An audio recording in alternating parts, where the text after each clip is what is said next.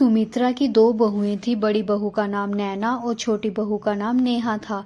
सुमित्रा बहुत कंजूस सास थी। जब भी नैना और नेहा रसोई में कुछ बनाने को लगती तो सास फटाफट रसोई में आ जाती और बोलती कि सिलेंडर भी कितना महंगा हो गया है इस जमाने में, क्या किसी ने खाना, इससे अच्छा तो भूखे रहना ही ठीक है।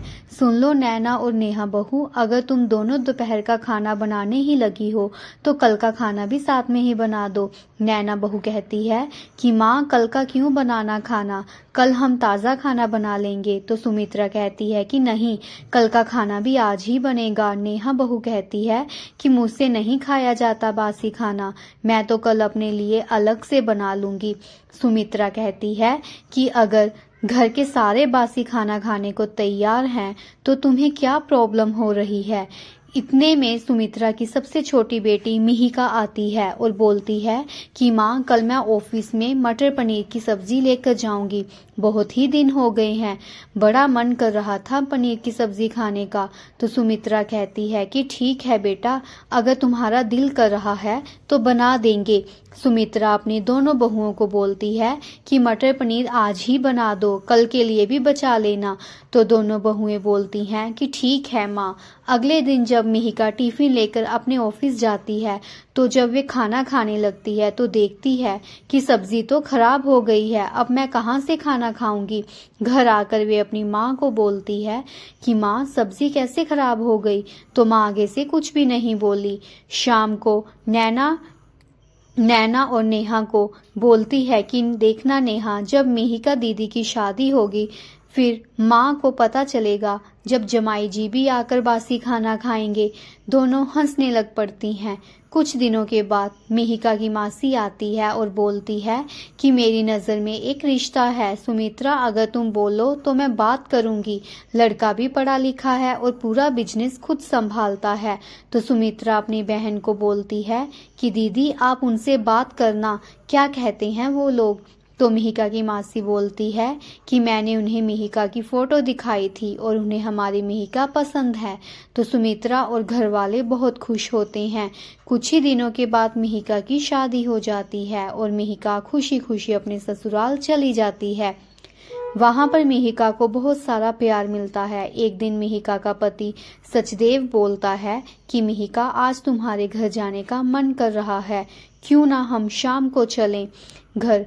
मिहिका कहती है कि ठीक है, मैं घर वालों को फ़ोन करके बता देती हूँ कि हम दोनों आ रहे हैं। तो सचदेव बोलता है कि नहीं मिहिका, हम बिना बताए चलते हैं, उन्हें कितना अच्छा लगेगा। तो मिहिका मान जाती है और दोनों शाम को घर चले जाते हैं। जब मिहिका अपने पति के साथ घर पहुँचती है तो सब हैरान हो जाते हैं और माँ पूछती है कि मिहिका तुमने बताया नहीं कि आप दोनों आ रहे हैं।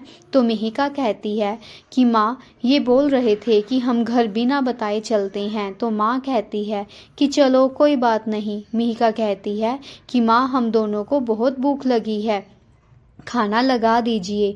तो माँ अपनी दोनों बहुओं को बोलती है। तो दोनों बहुएं रसोई में जाती हैं और माँ भी पीछे पीछे चली जाती है और बहुओं को बोलती है कि जो कल हमने सब्जी बनाई थी वो तो पड़ी होगी ना। तो नेहा बहू कहती है कि हाँ माँ जी पड़ी है।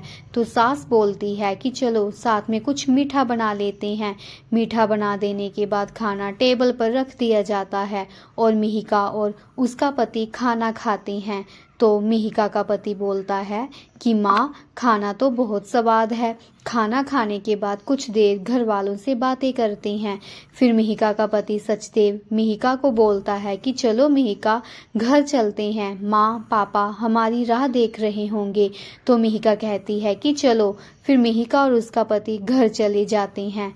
अगली सुबह सुमित्रा को उसकी बेटी मिहिका का फ़ोन आता है और बोलती है कि माँ जब से आपके घर से आए हैं तब से सचदेव की तबीयत खराब हो गई है, उसे डॉक्टर ने हॉस्पिटल में एडमिट कर लिया है और डॉक्टर बोल रहे हैं कि बासी खाना खाने से इनका पेट खराब हो गया है।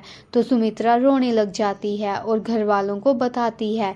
तो सुमित्रा का पति कहता है कि सुमित्रा अब तो तुम्हें पता चल गया होगा कि बासी खाना खाने से कितना नुकसान होता है। तो मिहिका के पापा बोलते हैं कि हम सब जाकर जमाई जी से माफ़ी मांगते हैं। तो सुमित्रा कहती है कि मुझे तो शर्म आ रही है कि मैं उनके सामने कैसे जाऊंगी। तो दोनों बहुएं बोलती हैं कि कोई बात नहीं माँ, वो समझदार हैं और आपकी बहुत इज्जत करते हैं, वो आपको माफ़ कर देंगे। सारे हॉस्पिटल पहुंच जाते हैं और जमाई जी से माफ़ी मांगते हैं। और सुमित्रा कहती है कि ये सब मेरी कंजूसी के कारण हुआ है, अगर हमें बासी खाना खाने की आदत ना होती तो आज आपका ये हाल ना होता। जमाई जी, आप हमें माफ़ कर दीजिए, आगे से ऐसा कभी भी नहीं करेंगे। तो जमाई जी बोलते हैं कि कोई बात नहीं माँ, आप मुझसे माफ़ी मत मांगिए, आप मुझसे बड़ी हैं, अच्छा नहीं लगता। फिर दोनों बहुएं बोलती हैं कि चलो अब से बासी खाना खाने को नहीं मिलेगा और सब हंसने लग पड़ते हैं। तो फ्रेंड्स, ऐसी और वीडियोस देखने के लिए प्लीज़ मेरे चैनल को लाइक, सब्सक्राइब, शेयर और कमेंट ज़रूर कीजिएगा। धन्यवाद।